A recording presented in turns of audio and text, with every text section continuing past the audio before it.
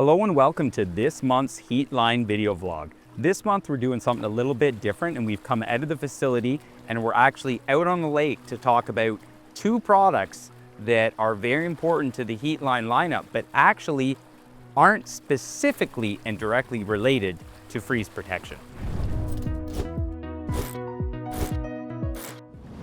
So the two products that we have with us here today are our submersible pump stand and our foot valve stand. Now, both of these products are used to install into lakes or rivers to help you draw water from the lake or river.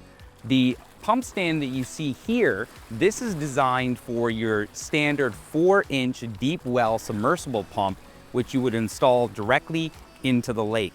And with the setup you see here, it's very robust, has a wide footing. It helps keep your pump up off the bottom of the lake, keeps it in that vertical position so that the bearings in the pump wear evenly and we don't have to worry about it laying on a horizontal.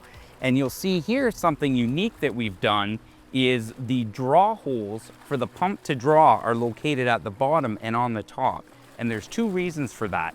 One, it allows you to draw from above and not the sediment from below. And two, as the water is drawn in, it helps it flow over the pump to cool it. The foot valve stand is designed for suction or jet pumps, and it goes directly in the lake, and it will accept either a 1-inch or an 1.25 inch foot valve.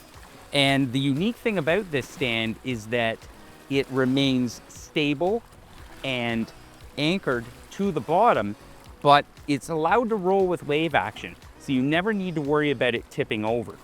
And commonly what individuals will do is you will install this stand just like this, and then you will weigh down the pipe periodically back to the shore with either sandbags or, more conveniently, quick set bags of concrete which form underwater and create an anchoring device. And I'll just show you here quickly how simple it is to install.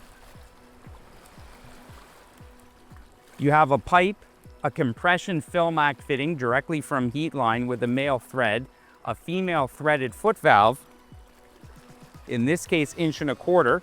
It passes through the 1.25 inch opening, and you simply thread the foot valve on the other side.